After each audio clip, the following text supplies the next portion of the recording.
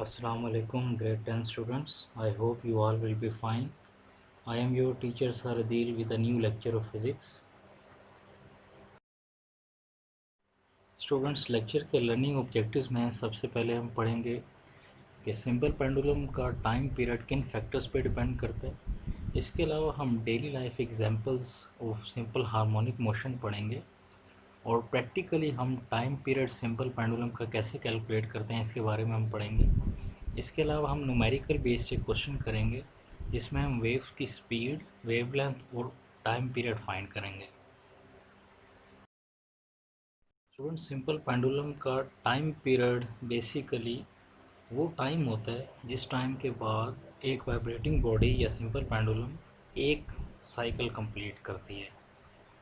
और time period का formula students आप फिगर में देख रहे हैं। Time period is 2 pi times square root में length of pendulum divided by acceleration due to gravity.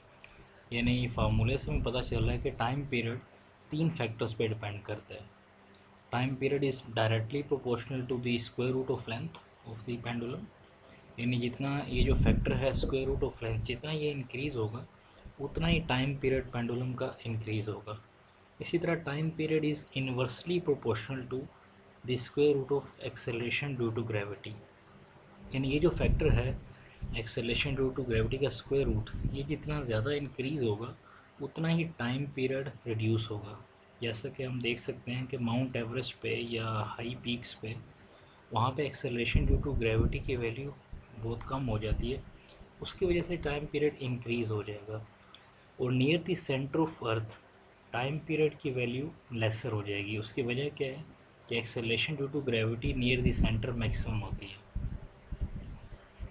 अब स्टूडेंट्स, फॉर एग्जांपल अगर लेंथ हम टाइम पीरियड की डबल कर दें तो हम इस फार्मूले में 2 पाई स्क्वायर रूट L/G फार्मूले में L की जगह अगर हम 2 टाइम्स L पुट करें तो ये factor square root 2 times time period of pendulum के इक्वल हो जाता है।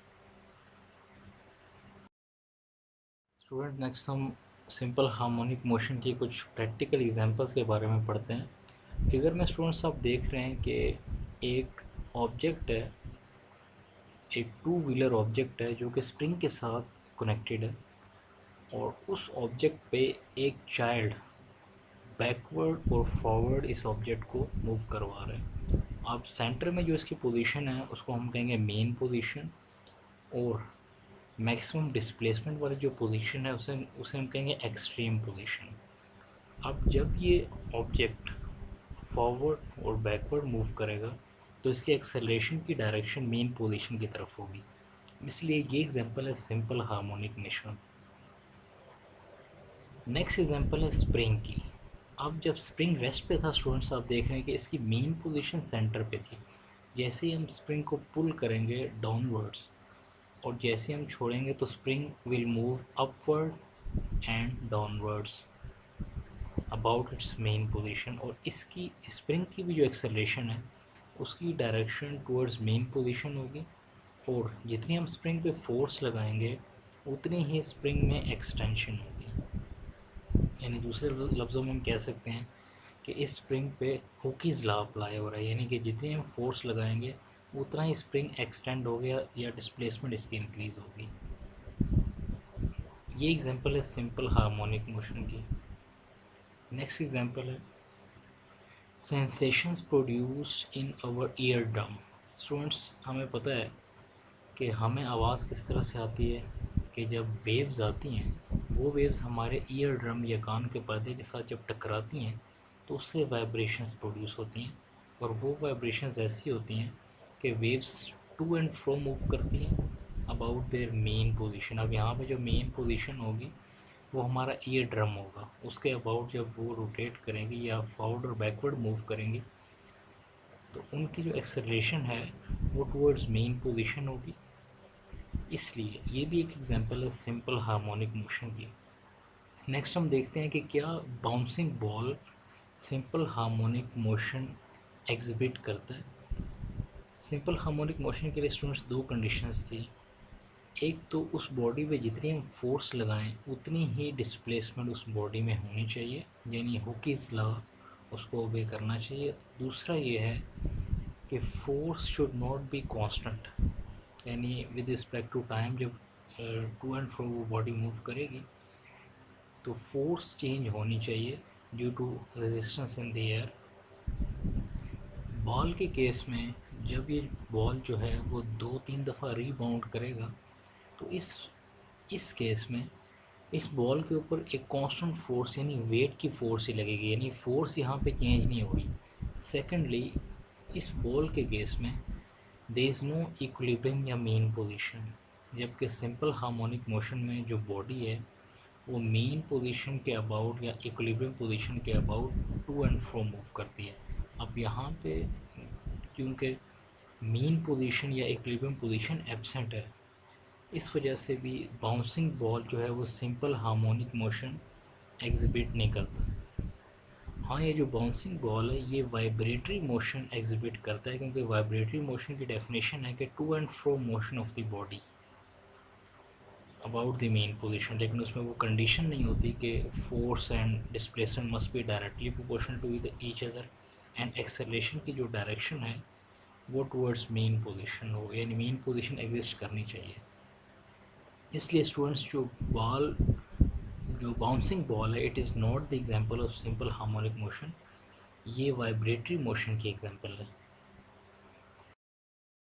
स्टूडेंट्स, नेक्स्ट हम एक प्रैक्टिकल एक्टिविटी के बारे में पढ़ते हैं कि how can we find the time period of a simple pendulum. जैसे कि आपको पता है कि टाइम पीरियड का फार्मूला होता है 2 pi multiplied by square root L divided by G. और जब हम टाइम पीरियड फाइंड करेंगे तो हम we have to take square on both side, यानी कि जब हम दोनों तरफ स्क्वायर लेंगे तो T square is equal to 4 pi square divide by acceleration due to gravity multiply by length.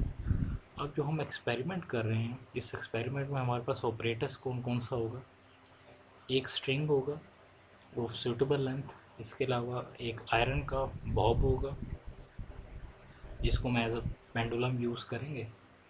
इसके अलावा हमारे पास हाइट मेजर करने के लिए या लेंथ मेजर करने के लिए एक मीटर रूल हमें चाहिए होगी। इसके अलावा स्टॉप वॉच से हम टाइम इन सेकंड्स मेजर करेंगे और पेंडुलम को हैंग करने के लिए हमें एक आयरन स्टैंड भी चाहिए होगा।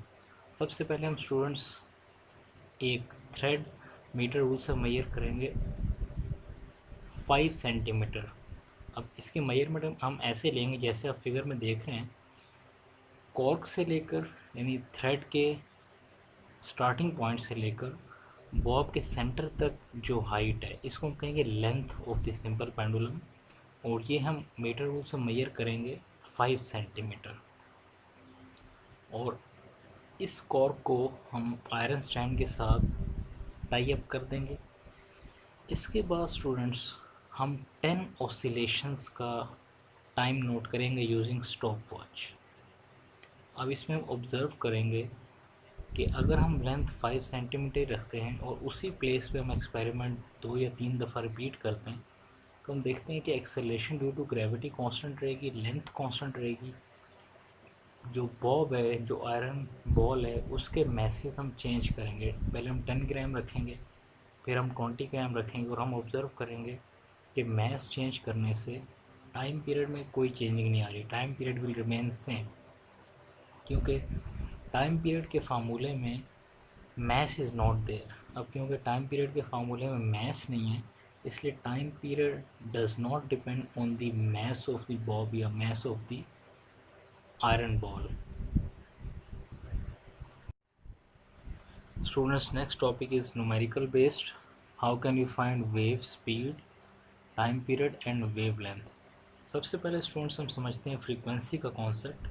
Frequency is basically number of waves passing through a point in a given time, यानी किसी भी गिवन रीजन में से किसी ख़ास स्पेसिफाइड टाइम में कितनी वेव्स पास हो रही हैं, इसको हम कहते हैं फ्रीक्वेंसी। और फ्रीक्वेंसी का फार्मूला बनेगा नंबर ऑफ साइकिल्स या number of waves divided by time. For example students, figure में आप देख रहे हैं किसी भी रीजन में से अगर 10 वेव्स एक सेकंड में पास हो रही हैं तो अगर हम फार्मूले में वैल्यू पुट करें तो हमारे पास फ्रीक्वेंसी मिलती है 10 हर्ट्स, यानी यहाँ पे नंबर ऑफ साइकिल्स 10 है और टाइम इज़ 1 सेकेंड। इसी तरह फॉर एग्जांपल 6 वेव्स 2 सेकंड में किसी ख़ास रीजन में से पास हो रही हैं, तो फ्रीक्वेंसी के फार्मूले में जब हम वैल्यू रिप्लेस करेंगे तो नंबर ऑफ़ साइकिल्स की जगह हम 6 रिप्लेस करेंगे और टाइम की जगह हम 2 सेकंड रिप्लेस कर देंगे, तो हमारे पास फ्रीक्वेंसी आ जाएगी 3 हर्ट्ज़।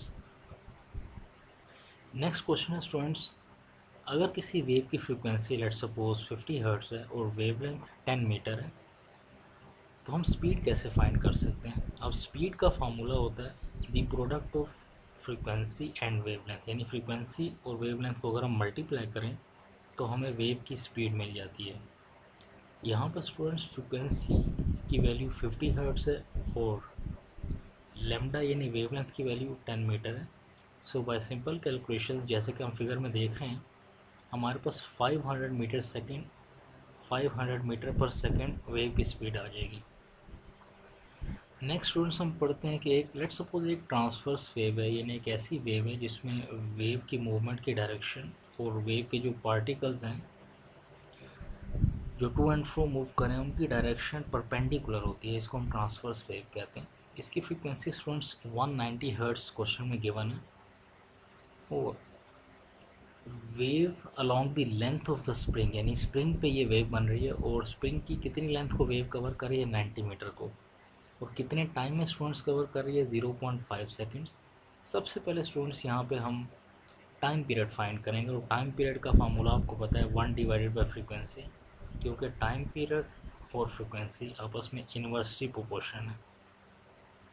190 हर्ट्ज जब हम फ्रीक्वेंसी की वैल्यू रिप्लेस करेंगे तो हमारे पास आंसर आ जाएगा 0.005 सेकेंड्स। अब 5 लास्ट डिजिट है, जब हम इस न्यूमेरिक वैल्यू को राउंड ऑफ करेंगे तो हमारे पास टाइम पीरियड की वैल्यू क्या आ जाएगी, 0.01 सेकेंड। इसके बाद स्टूडेंट्स हमने वेव की स्पीड फाइंड करनी है। अब स्पीड का फार्मूला हमें पता है कि डिस्टेंस डिवाइडेड बाय टाइम होता है। यहाँ पे वेव ने जो डिस्टेंस ट्रैवल किया वो 90 मीटर है और टाइम क्या है, 0.5 सेकेंड। जब हम ये दोनों वैल्यू रिप्लेस करेंगे तो हमारे पास वेव की स्पीड आ जाएगी। जब स्पीड आ जाएगी तो लेमडा फाइंड करने के लिए, यानी वेवलेंथ फाइंड करने के लिए सिंपल वही formula v is equal to f lambda, और वहाँ से हम लेमडा को फाइंड कर लेंगे v डिवाइडेड बाई एफ करके। आई होप स्टूडेंट्स आज का लेक्चर आपको समझ आ गया होगा और इस लेक्चर को समझ के आप अपना होमवर्क सॉल्व कर सकते हैं। Thank you so much students, god bless you, अल्लाह हाफिज़।